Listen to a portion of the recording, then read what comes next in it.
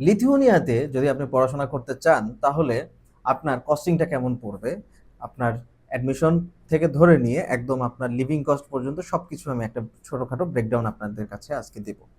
প্রথম বিষয় হচ্ছে লিথুয়ানিয়াতে যদি আপনি পড়তে চান তাহলে আপনার টিউশন ফিটা কিন্তু তুলনামূলক কম। অনেক দেশে দেখা যায় ইউরোপিয়ান কান্ট্রিতে এক বছরের টিউশন ফি দেখা যায় 20 লাখ টাকা 25 লাখ টাকাও লাগে, বাট লিথুয়ানিয়ার ক্ষেত্রে কিন্তু এটা খুবই কম, নামমাত্র একটা মূল্য বলা যায়। আপনার এটা হচ্ছে সাধারণত 3200 ইউরো থেকে 5500 ইউরো পর্যন্ত থাকে, মানে 3000 3500 ইউরো থেকে 5500 ইউরো পর্যন্ত থাকে বিভিন্ন ভার্সিটি ওয়াইজ এবং হচ্ছে সাবজেক্ট ওয়াইজ। তাহলে কস্টিংটা অনেক কম, বোঝাই যাচ্ছে। এক্ষেত্রে আপনার প্রথমে যে অ্যাপ্লিকেশন ফিটা সেটা কত, অ্যাপ্লিকেশন ফি আনুমানিক 150 থেকে 200 ইউরোর মতো পড়ে। তো 150 থেকে 200 ইউরো, যদিও আপনার অ্যাপ্লিকেশন ফি এটা নন রিফান্ডেবল, কিন্তু আপনার যে টিউশন ফি এটা কিন্তু রিফান্ডেবল। যদি কোনো কারণে আপনার ভিসা যদি রিজেকশন হয়, আল্লাহ না করুক, তাহলে দেখা যায় যে ওই টাকাটা কিন্তু আপনি ফেরত পাবেন। হ্যাঁ, কোনো কোনো ইউনিভার্সিটিতে কিছু টাকা কেটে রাখে, এটাও ঠিক, বাট অনেক ইউনিভার্সিটি আছে যেখানে কোনো টাকা পয়সা কাটেও না, কোনো এই রিলেটেড কোনো প্রবলেম আসলে হয় না। আচ্ছা, এখন আসি যে আসলে আপনার আদার যে সমস্ত কস্টিং আপনি ভিসা হওয়ার আগ পর্যন্ত আপনার আসলে কোন ধরনের কস্টিং আছে সেটা নিয়ে একটা মোটামুটি সংক্ষিপ্ত আপনাকে একটা ধারণা আমি দিতে পারি। সেটা হচ্ছে, প্রথমত আপনার অ্যাপ্লিকেশন ফিটা জমা দিবেন। অ্যাপ্লিকেশন ফি দেওয়ার পরে আপনাকে কিন্তু বাংলাদেশে বসে থেকেই মূলত যাবতীয় যে সমস্ত ডকুমেন্ট আছে সেগুলো জমা করতে হবে। তার মধ্যে সবচেয়ে ইম্পর্টেন্ট একটা ডকুমেন্ট হচ্ছে ব্যাংক স্টেটমেন্ট, আরেকটা ডকুমেন্ট হচ্ছে আপনার ক্লিয়ারেন্স, মানে পুলিশ ক্লিয়ারেন্স। এখন এই পুলিশ ক্লিয়ারেন্সের জবাবও মোটামুটি একটা ভালো খরচ আছে। তাহলে আসি, প্রথম বিষয়টা হচ্ছে আপনি আপনার মূলত কি দিলেন, আপনার অ্যাপ্লিকেশন ফি জমা দিলেন 100 ইউরো থেকে 200 ইউরো, যেটা ফেরতযোগ্য না। এরপরে ইন্টারভিউ আপনাকে কল করা হলো ভার্সিটি থেকে, ইন্টারভিউ আপনি বসলেন। ইন্টারভিউ আহামরি খুব একটা কঠিন হয় না। আমরা ওরকম ইউনিভার্সিটি চুজ করি যেখানে আসলে এক্সামিনেশন হয় না, কোনো মানে ওএমপিটি এক্সাম বা এই ধরনের কিছু না, জাস্ট ইন্টারভিউতে ফ্রেন্ডলি কথাবার্তা। এখানে মোটামুটি একটা প্রিপারেশন নিলেই সাধারণত ভার্সিটি অফার লেটার দিয়ে দেয়। তো এরপর আসি, অফার লেটার আসলে তখন আপনাকে টিউশন ফিটা দিতে হবে। টিউশন ফি আপনার যত আসে সেটাই। এরপরে আসি 3500 থেকে দেখা যায় 5500 ইউরো।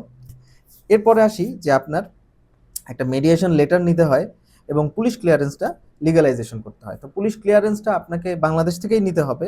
তো বাংলাদেশে দেখা যায় বাংলাদেশ থেকে আপনি পুলিশ ক্লিয়ারেন্স নিলেই হবে না, এটাকে আবার বাংলাদেশের যে মোফা বা মিনিস্ট্রি অফ ফরেন অ্যাফেয়ার, এখান থেকে আপনাকে অ্যাপোস্টাইল করে নিতে হবে। এবং সাধারণত যে আপনি বাইরে যখন এটা লিগালাইজেশন করতে দেবেন তখন কিন্তু আপনার এটা প্রায় 200 ইউরোর মতো এক্সট্রা খরচ আছে। এর পাশাপাশি যদি বলি ভিসা ইন্স্যুরেন্স, ভিসার জন্য একটা সুইস কেয়ার থেকে আপনার ইন্স্যুরেন্স কিনতে হয়। এই ইন্স্যুরেন্সের খরচটা আনুমানিক 137 ইউরোর মতো পড়ে, এক বছরের ইন্স্যুরেন্স যেহেতু। এটা মূলত আপনার জন্যই, যেহেতু আপনি লিথুয়ানিয়াতে যাবেন, হঠাৎ করে কোনো অ্যাক্সিডেন্ট হলে বা মেডিকেল কস্ট টস্ট সব কিছু এখানে ইনক্লুডেড। ড্যামেজ ড্যামেজ রিলেটেড সব ধরনের ইন্স্যুরেন্স, এছাড়াও মেডিকেল ট্রিটমেন্ট সহ আরও অনেক কিছুর ইন্স্যুরেন্স এখানে আছে। এর পাশাপাশি যদি বলি ভিসা এবং ভিএফএস ফি, আপনাকে অবশ্যই একটা ভিসা ফি দিতে হবে যেটা 80 ইউরোর মতো, এবং আপনার ভিএফএস ফি আসবে 100 ইউরোর মতো। তারপরে আসি থার্ড কান্ট্রিতে যাওয়া।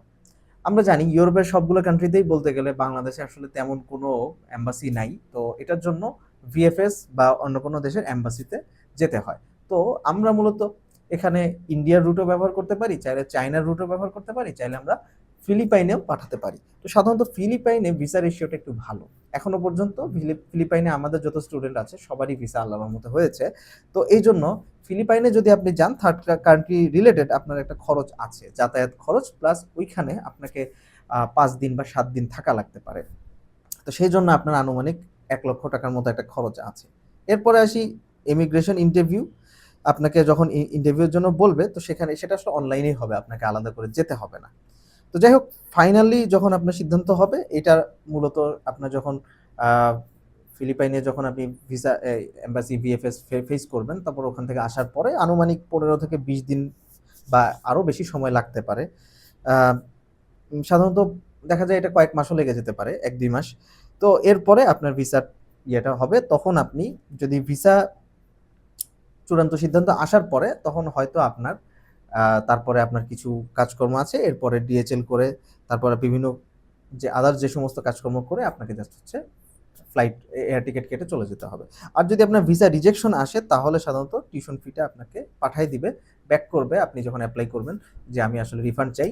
তো রিফান্ড পলিসি অনুসারে যদি ওই ভার্সিটি ফুল টাকা রিফান্ড দেয় তাহলে তো ভালো, আর যদি না হয় আপনার এটা পার্শিয়াল কিছু টাকা কেটে রাখতে পারে। সাধারণত দেখা যায় খুব বেশি হলে 1000 ইউরোর মতো কাটে কোনো কোনো ইউনিভার্সিটি, বাট সব ভার্সিটি না।